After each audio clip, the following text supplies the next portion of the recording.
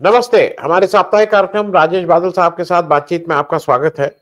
अ, इस चर्चा में हम लोग कोशिश ये करते हैं कि पिछले हफ्ते की जो राजनीतिक गर्मा-गर्मी है उस पे बात हो जाए और एक आध विषय पे आपको थोड़ा राजेश भाई साहब उसको थोड़ा समझा भी सकें। राजेश भाई साहब, मैं जरा आज हम लोग कौन चीफ मिनिस्टर बनेगा, 2024 का क्या होगा, कैसे किसको अकोमोडेट करेंगे, किसने इस्तीफा दिया, किसने नहीं दिया, इस पे बात करें इससे पहले मुझे एक चीज लगता है कि मेरे दर्शकों को जो मध्य प्रदेश बना था, जैसे आपने मुझे बहुत अच्छे ढंग से उसको समझाया था कि किस तरह से वहां के लोकल लोग बोलते हैं कि 4 राज्यों का कत्ल करके तब उस पे एक मध्य प्रदेश बना था। अगर 1-2 मिनट में उस बात को भी समझा देंगे तो रेफरेंस हमारे दर्शकों को आगे के लिए हरदम आसान हो जाएगा। मध्य प्रदेश के वोटिंग पैटर्न, मध्य प्रदेश में किस तरह से वोट पड़ते हैं, कौन स्ट्रांग होल्ड है, कहाँ क्या है, वो समझने के लिए तो थोड़ा मुझे मध्य प्रदेश का एक ये बैकग्राउंड बता दें कि जब रीस्ट्रक्चरिंग ऑफ स्टेट हुआ उसमें कौन कौन से राज्यों को मर्ज करके मध्य प्रदेश बनाया गया, थोड़ा इस पे भी एक राजेश भाई साहब। जी धन्यवाद आनंद जी। देखिए, जब मध्य प्रदेश बना था 1956 में, यानी आजादी के करीब करीब 9 साल के बाद, और 9 साल के तक आजादी के बाद जिस इलाके में को मिला के मध्य प्रदेश बना, उसमें 4 विधानसभाएं पहले से चल रही थी। तो उन चारों विधानसभाओं, एक तो सीपीएन बरार, एक वो था, एक भोपाल रियासत थी, एक मध्य भारत थी, और एक महाकौशल थी। तो इस तरह से जिसको केंद्रीय प्रांत, सेंट्रल प्रोविंस भी कहते थे। तो ये 4, और छत्तीसगढ़ जिसमें उसमें शामिल था। तो ये 4 विधानसभाओं का एक तरह से विलय करके या भंग करके या उन 4 राज्यों का स्वतंत्र अस्तित्व नष्ट करके और 1956 में मध्य प्रदेश बना। और जब ये मध्य प्रदेश बना तो उस समय जाहिर सी बात है, बाकी देश की तरह यहाँ पे भी कांग्रेस का बड़ा होल्ड था। और चूंकि आजादी के आंदोलन से निकली पार्टी थी तो कांग्रेस का वोट बैंक बहुत बड़ा था। ऐसी सूरत में चूंकि ये प्रांत नागपुर से लगा हुआ है, और कभी नागपुर, जहाँ की राष्ट्रीय स्वयंसेवक संघ संचालित है, जहां से ये उसका हिस्सा भी रहा है, सीपीएन बरार में नागपुर भी था। तो ये पाया गया कि यहाँ गठन के साथ ही काफी हद तक जनसंघ जो समय हुआ करता था और हिंदू महासभा जब होती थी, उनके वोट प्रतिशत काफी था। तो कांग्रेस और जनसंघ, ये दो यहाँ की हमेशा से मतलब चुनाव लड़ने वाली, आमने सामने वाली पार्टियां रहीं। लेकिन जनसंघ और कांग्रेस के बीच में जो वोट परसेंट था उसमें काफी अंतर था। तो बड़ा दिलचस्प सवाल आपने किया है, और इसका बहुत ही एक दिलचस्प कोण इसलिए निकलता है कि देखिए, जब तक जनसंघ था तब तक तो ये परसेंटेज बहुत कम था। और जब आपको याद होगा जनता पार्टी बिखरी और 1980 में जब भारतीय जनता पार्टी का गठन हुआ, तो मध्य प्रदेश में कांग्रेस करीब करीब 40 से 45% वोटों पर उस समय वोट बैंक था कांग्रेस का। और भारतीय जनता पार्टी जब पहले चुनाव हुए 1980 के, तो उसमें 17% के आसपास वोट इसके हुआ करते थे। तो क्या ही दिलचस्प तस्वीर है आनंद जी कि 17% से बीजेपी ने सफर शुरू किया, जो जनसंघ का कैरी फॉरवर्ड था, और 40-45% पर कांग्रेस ने अपना उस जनसंघ के सामने सफर शुरू किया। अब आज 43 साल हो गए, 43 इयर्स हो गए, कांग्रेस अभी भी वो 40% पर बैठी है, लेकिन भारतीय जनता पार्टी ने 17% से लेके आप देखिए 27 और 37 और 47% तक का आंकड़ा छुआ है। तो बीजेपी ने पिछले 44 दशकों में करीब करीब 30% वोटों में इजाफा किया है, लेकिन कांग्रेस 40% के अपने उस आंकड़े पर ठहरी हुई है। तो ये जो एक स्टैग्नेशन आया है कांग्रेस के इतिहास में, ये बड़ा सरप्राइजिंग है, क्योंकि आबादी देखिए कम से कम 3-3.5 करोड़ बढ़ गई। तो उस अनुपात में कांग्रेस का जो समर्थन बढ़ना चाहिए था वो नहीं बढ़ा, क्योंकि तीसरा दल कोई पनपा नहीं। तो जिसमें ये कहा जा सकता कि तीसरा दल था, इसलिए कांग्रेस का वोट बिखर गया या बट गया, जैसे कि यूपी में हुआ या अन्य राज्य में हुआ। जी, अब हम आ जाए मुख्य बात पे जिसपे हम लोगों को चर्चा करनी है कि अब बीजेपी अपनी 2024 की तैयारी वैसे भी कर रही थी, लेकिन अब इसके मतलब अब कोई इलेक्शन नहीं रह गया, अब सीधे सीधे 2024 का इलेक्शन सामने है। बीजेपी के लिए एक मुश्किल यह है कि आज 5-7 दिन हो गए हैं, 5-6 दिन हो गए हैं, लेकिन अभी तक कोई चीफ मिनिस्टर इन तीनों स्टेट में फाइनल नहीं हुआ है। और उसका एक बड़ा कारण यह है कि जो मुझे लगता है, मध्य प्रदेश से शुरू करें अगर हम लोग, कि शिवराज सिंह चौहान को इग्नोर करना मुश्किल भी है, क्योंकि अगर पिछला चुनावी वो रिपीट करना है कि 29 में से 28 सीट को अगर लाना है, तो बिना शिवराज सिंह चौहान के क्या 29 में से 28 सीट आ जाएंगी। और जैसी खबर आ रही है कि शिवराज सिंह चौहान के पास अब कोई चारा नहीं रह गया, वो शायद इसको रिकंसाइल कर लिए हैं कि अब वो चीफ मिनिस्टर नहीं बनेंगे।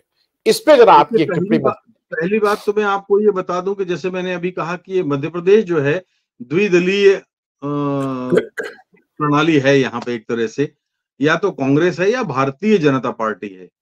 तो नेता बदलने से पार्टी का वोट बैंक या वोट परसेंटेज एकदम गिर जाता हो, ऐसी कोई अभी तक तो उदाहरण हमारे सामने नहीं है।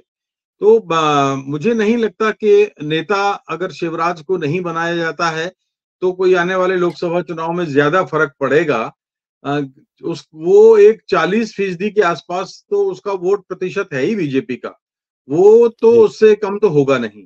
लेकिन आपने जो शिवराज का दिलचस्प एक जो बात कही है कि अब होगा क्या, ये दरअसल हर मध्य प्रदेश के हर जागरूक मतदाता के मन में है कि अब शिवराज का क्या होगा। क्योंकि आपको ये जानने के लिए, समझने के लिए मैं 1 मिनट में शिवराज का एक राजनीतिक सफर है वो बताता हूँ। राजनीतिक सफर इस मायने में कि जब शिवराज सिंह चौहान ने अपनी सियासत शुरू की तो वो नौजवान थे और उसका अखिल भारतीय विद्यार्थी परिषद और तमाम सारे संगठनों से होते हुए वो भारतीय जनता पार्टी की मुख्य धारा में शामिल हुए। आडवाणी जी के बड़े प्रिय थे, तो इसलिए चूंकि उस मालवा बेल्ट के से लगे हुए विदिशा, सीहोर, होशंगाबाद वाले इलाके में कोई बहुत नया युवा नेता नहीं उभरा था और होशंगाबाद वाला इलाका समाजवादी प्रभाव से ज्यादा उसका असर था। तो इसलिए शिवराज सिंह चौहान जब उभरे तो एक तो निम्न मध्यम से आए थे, निम्न मध्यम वर्ग से, अपना कोई उनका बहुत ऐसा लॉबी नहीं थी। तो आडवाणी जी ने उन पर हाथ रखा और उसके सहारे वो लगातार 3-4 चुनाव लोकसभा के जीते। अब दिलचस्प बात ये होती है कि जब वो मुख्यमंत्री बनते हैं और उसके बाद सांसद के बाद छोड़ के आते हैं, तो अचानक हम ये पाते हैं कि जो आडवाणी और अटल बिहारी वाजपेयी के समर्थन से अपना कैरियर बढ़ा रहा था, अचानक उसके बहुत सारे राजनीतिक प्रतिद्वंदी खड़े हो जाते हैं। ये मैं कहूंगा और ये कहने में मैंने तो आपकी चर्चाओं में लगातार कहा है कि मध्य प्रदेश में सिर्फ इस समय बीजेपी में 2 जनाधार वाले नेता हैं, एक तो शिवराज सिंह चौहान और दूसरा उमा भारती। इन 2 के अलावा जितने लोग भी हैं वो स्थानीय स्तर पर अपने अपने इलाके के जुगनू हैं। अखिल मध्य प्रदेश का कोई सितारा जनाधार वाला नेता नहीं है इन दोनों के अलावा। तो जब इनका सफर शुरू हुआ और मोदी जी का उदय हुआ, तो एक बार आपको याद होगा आडवाणी जी ने कहा था कि शिवराज सिंह चौहान प्रधानमंत्री मटेरियल है। और आप अगर प्रधानमंत्री जी की मानसिकता समझते हैं तो ये बात जो है मुझे लगता है कि शायद उनको पसंद नहीं आई। और जब वो प्रधानमंत्री बने तो सबसे पहली गाज शिवराज सिंह चौहान पर गिराने की तैयारी हो गई थी। लेकिन उस वक्त 2 लोगों ने शिवराज की रक्षा की, एक तो अरुण जेटली और दूसरे सुषमा स्वराज। इन 2 लोगों ने पहले कार्यकाल में शिवराज को बहुत बचाया और कुछ काफी हद तक संघ ने उसको प्रोटेक्ट किया।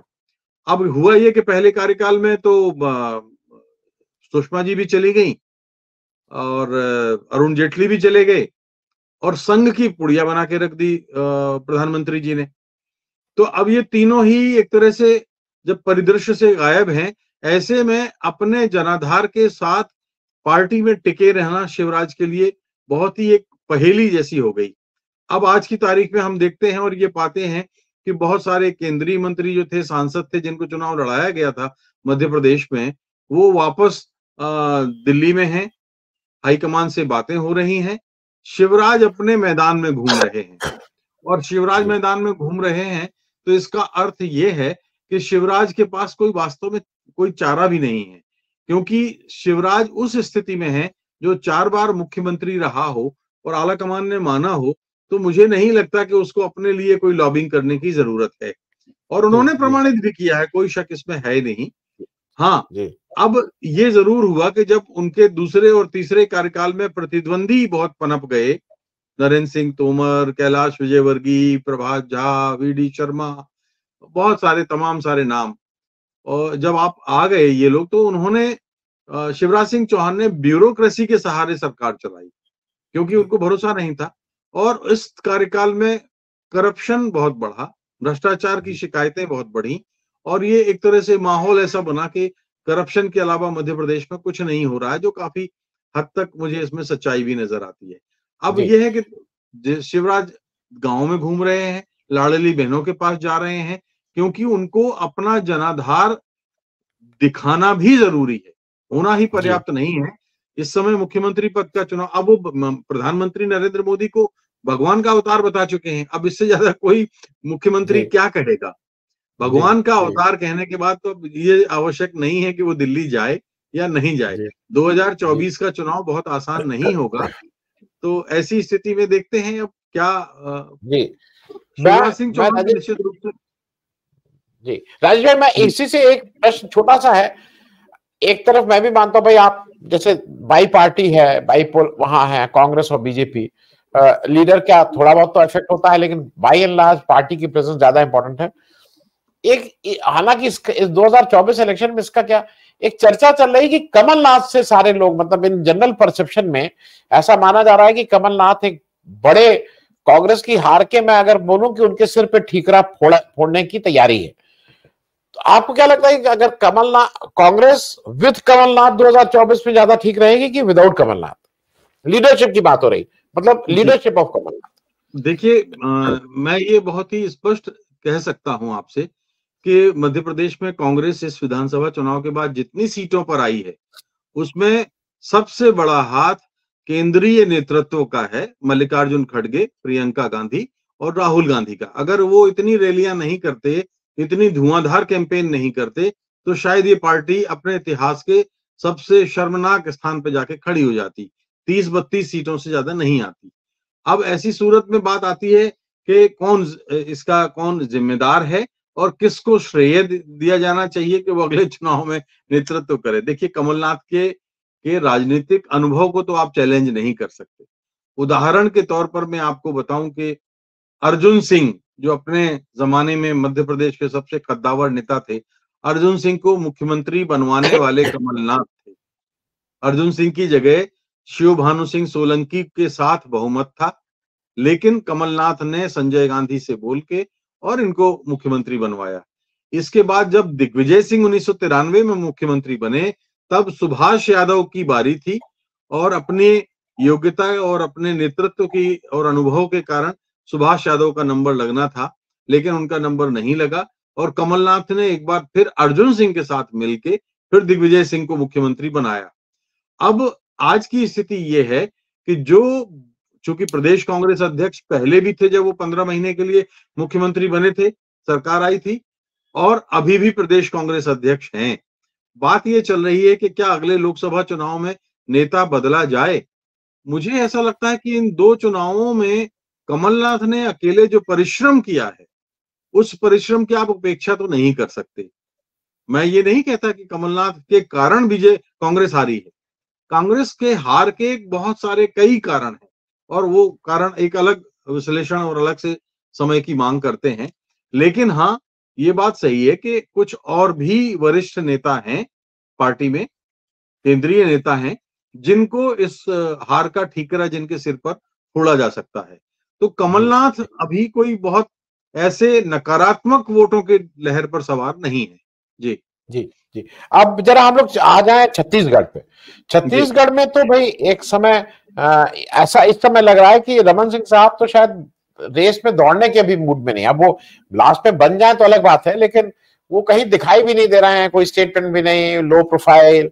जबकि जैसा लोग कहते हैं कि सबसे कॉम्पिटेंट वो और अग्रवाल जी के बीच में मोर कॉम्पिटेंट इज रमन सिंह, लेकिन उनका नाम कहीं नहीं।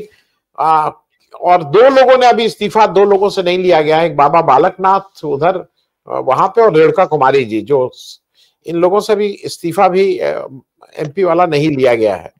तो वो भी क्या सिग्निफिकेंट है, उसकी क्या क्या हो रहा है राजेश जी, इस पे जरा।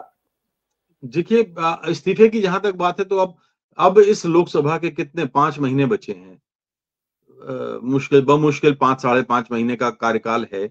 तो अब कोई पद पर रहता भी है या नहीं रहता है या इस्तीफा देता है, बहुत ज्यादा मायने उसके नहीं है।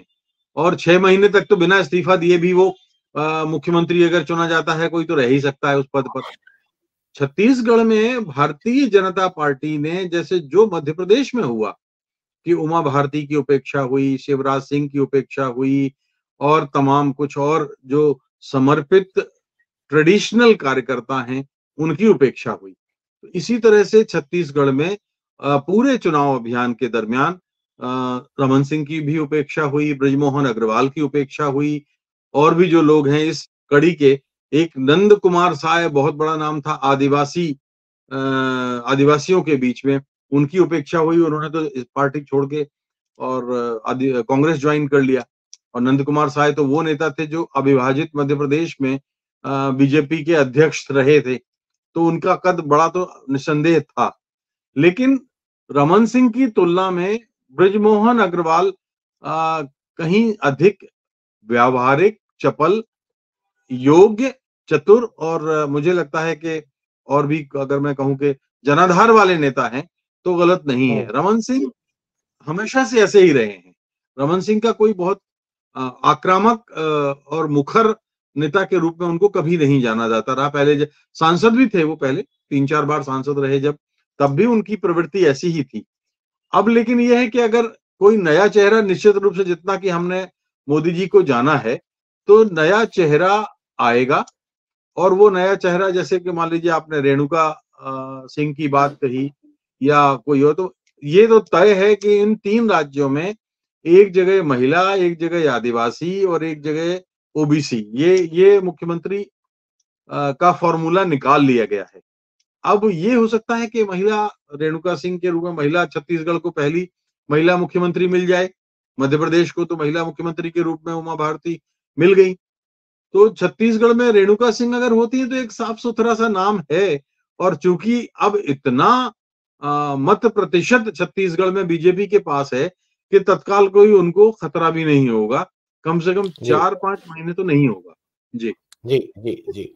अब जरा एक सबसे ज्यादा इस समय जो मेरे ख्याल में बीजेपी के लिए सबसे बड़ा सिरदर्द वो है राजस्थान। जैसी खबरें आ रही हैं कि वहां वसुंधरा राजे जी गिव अप नहीं कर रही हैं, और मुझे ऐसा लगता है कि ये सारे नेता अपने आखिरी पारी एक तरह से खेल रहे हैं। तो वसुंधरा राजे जी ऐसी नहीं है, वो गिव अप नहीं कर रही हैं, बीजेपी सेंट्रल नेतृत्व को वो स्वीकार नहीं है, समझ में आ नहीं रहा है, क्योंकि कुछ लोग दबी जबान में ये भी कह रहे हैं कि इस हद तक भी हो सकता है कि वो पार्टी में कुछ मेजर इधर उधर करें। आपके हिसाब से राजस्थान में अंतोगत्वा, क्योंकि अगर वहां वसुंधरा जी को बनाते हैं और यहाँ शिवराज जी को नहीं बनाते हैं तो वो भी एक कॉज ऑफ हार्ट बर्निंग होगा। तो चीजें कॉम्प्लेक्स हैं, लेकिन जरा आपसे मैं समझूं कि वहां क्या, और अगर महिला को यहाँ रेणुका कुमारी को बना दिया तब भी वो वसुंधरा राजे नहीं बनेंगे। अगर कुछ लोग कह रहे हैं कि वो शायद इसी चक्कर में राजा साहब आपके जो ज्योतिरादित्य जी हैं उनका भाग्य खुल जाए कि वसुंधरा राजे को रोकने के लिए उनको यहाँ बना दिया जाए, तो दोनों एक ही परिवार के, कई कई थ्योरी आ रही है। राजस्थान में आपको क्या लग रहा है कि अल्टीमेटली बीजेपी क्या करेगी? देखिए, 2 बातें हैं। एक तो आज मैं आज के जो अखबारों की सुर्खियां देखता हूं तो कुछ ऐसा लग रहा है जैसे कि तेलंगाना में तो कांग्रेस ने बड़ी जल्दी मुख्यमंत्री पद का चुनाव शुरू किया और शपथ करा दी, लेकिन भारतीय जनता पार्टी को राजस्थान, मध्य प्रदेश और छत्तीसगढ़ के राज्यों में मुख्यमंत्री के चुनाव में कुछ मुश्किल आ रही है, ये सुर्खियां हैं। लेकिन मैं ये कह सकता हूं कि मोदी जी ने नाम बिल्कुल तय करके रखे हैं, लेकिन अब यह है कि चूंकि चुनाव में 4-5 महीने बचे हैं, इसलिए लंबा लटकाने का मतलब यह है कि मीडिया में भी बने रहना है उनको। एक तो बात ये है, और दूसरा ये परसेप्शन जो बना था कि नहीं, मोदी जी ही तय करेंगे एन वक्त पे और एक ऊपर से एक अंतरिक्ष से नाम टपकेगा, तो वो कोई बहुत सकारात्मक अर्थों में उनकी इमेज नहीं प्रकट करता था। तो अब वो इस तरह से कुछ ये दिखाने की कोशिश है कि देखिए सब उम्मीदवारों से मिल रहे हैं, जीते हुए लोगों से मिल रहे हैं, सांसदों से मिल रहे हैं, केंद्रीय मंत्रियों से मिल रहे हैं, सभी धड़ों से मिल रहे हैं। तो उसके दो फायदे हैं। एक तो ये छवि जाती है कि भाई देखिए मुख्यमंत्री की कवायद की जा रही है मुख्यमंत्री पद के लिए, और दूसरा ये कि मीडिया में आप बने रहते हैं। तीसरी बात ये कि राजस्थान में जो इस समय स्थितियां हैं, मुझे लगता है कि राजस्थान में भी कोई नया चेहरा आएगा। वसुंधरा को बनाने का बहुत मुझे अधिक चांस कम दिखता है, लेकिन वसुंधरा भी आसान खिलाड़ी नहीं है। ये एक अगर अगर आप कह रहे हैं कि वसुंधरा को बनाया और शिवराज को नहीं बनाया, तो मुझे लगता है कि इसमें फिर ऐसी ये एक ही ऑप्शन में देखता हूं कि चुनाव तक 2024 के लोकसभा चुनाव तक वहां रमन सिंह को बना दें, यहाँ वसुंधरा को बना दें और यहाँ शिवराज को बना दें, क्योंकि इन सब का अपना असर है। अगर ये मुख्यमंत्री बने रहते हैं तो शायद बीजेपी को ज्यादा लाभ होगा। चुनाव के बाद फिर उनको केंद्रीय मंत्रिमंडल में ले आए अगर जीतती है, या जो भी कुछ करना चाहें। फिलहाल बीजेपी के लिए लाभदायक तो यही फॉर्मूला है। लेकिन अगर नए चेहरे आते हैं तो नए चेहरे के साथ मोदी की छाप है, क्योंकि मोदी की गारंटी का उन्होंने फॉर्मूला लिया है। तो ऐसे में मुझे नहीं लगता, अर्जुन मेघवाल भी एक नाम हो सकता है, एक आध नाम कोई मोदी जी के निकट का कोई जो केंद्रीय है वो हो सकते हैं। तो यही नाम है। जी जी, मैं राजेश भाई एक चीज और इसलिए समझना चाह रहा हूं। ये तो बिल्कुल तय हो गया है कि 2024 का इलेक्शन वो हिंदुत्व के अगल बगल घूमेगा। हिंदुत्व, हिंदू मुस्लिम, मंदिर, ऐसे में ये जो राज्य अभी जहां पे हुए हैं वहां पे आपको क्या लगता है, क्योंकि ऑलरेडी उन 65 सीटों में जो इन 3 राज्यों में है, 62 सीट पे बीजेपी के पास है, 3 सीट कांग्रेस के पास है। तो बीजेपी के पास बहुत स्कोप भी अब कोई बढ़ने का नहीं है, उसको डिफेंड करके रखना है। तो उसमें कौन, क्योंकि बाबा बालकनाथ का भी एक नाम आ रहा है, वो भी आ रहा है कि भगवा वाले को बिठा दो और फिर घोर हिंदुत्व की बात करो, कुछ इस तरह की भी बात आ रही है। देखिए, बाबा बालकनाथ को बिठाने का ये दुधारी तलवार है। अब ये एक बार ये चल गया है, सांप्रदायिक आधार पर विभाजन, या आप कहें कि हिंदू मुस्लिम वाला फॉर्मूला जो भारतीय जनता पार्टी अख्तियार करती है, तो उसमें ये तो उत्तर भारत में तो ये डिवीजन हो गया है। इसमें कोई इसको हमें अस्वीकार करने की वजह नहीं दिखती कि हम इसको ना स्वीकार करें। अब ऐसे में कांग्रेस की चुनौतियां बढ़ जाती हैं, लेकिन बीजेपी के सामने ये मुश्किल है कि जिस इन 3 चुनावों में 3 राज्यों में जिस ऊंचाई पर वो पहुंच गई है, अब लोकसभा में उसको उतना मत प्रतिशत अपना सुरक्षित बना के रखना है। ये एक बड़ी चुनौती है बीजेपी के लिए। ऐसी सूरत में वो निश्चित रूप से एक ऐसा नेता चाहेगी जो इस मत प्रतिशत को सुरक्षित रख सके, और मध्य प्रदेश, राजस्थान और छत्तीसगढ़ में इस मत प्रतिशत को सुरक्षित रखना कोई बहुत कठिन काम नहीं है, क्योंकि मैंने जैसे कहा कि ये 2 पार्टियां ही हैं तीनों राज्यों में, या तो कांग्रेस है या बीजेपी है।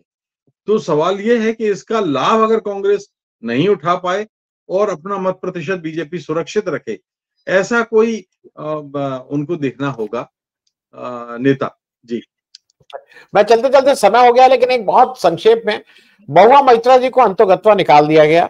आपको क्या लगता है, महुआ मैत्रा संसद, क्योंकि संसद तो 4 दिन बाद सेशन खत्म है, 5-7 दिन और है उसके, वो एक्सपेल्ड महुआ मैत्रा भाजपा के लिए ज्यादा मतलब उनको ज्यादा डैमेज करेंगे, या संसद के अंदर ही रहती हैं तो ज्यादा डैमेज करती हैं, क्योंकि अब वो एक्सपेल हो चुकी हैं? देखिए, अब केवल संसद का केवल एक सत्र जो बजट सत्र होगा, और बजट सत्र वो भी छोटा होगा। हाँ, वो छोटा ही होगा, इसलिए मैंने कहा तो वोट ऑन अकाउंट, शायद वोट ऑन अकाउंट होगा ना सिर्फ।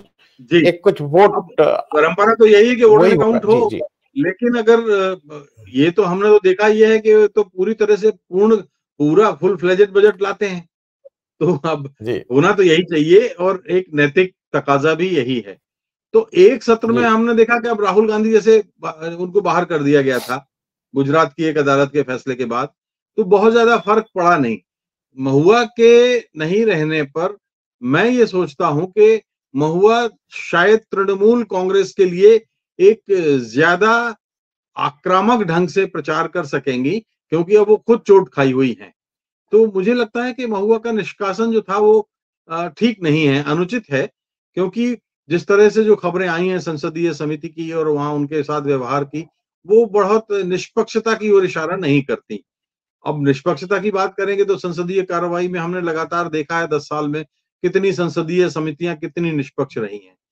तो महुआ के मामले में थोड़ा-सा मुझे लगता है कि महुआ के साथ अन्याय हुआ है और महुआ को अभी ममता बनर्जी ने वहाँ एक अपने इस इलाके का अध्यक्ष भी बनाया है, एक पार्टी के एक जिला अध्यक्ष भी बनाया है।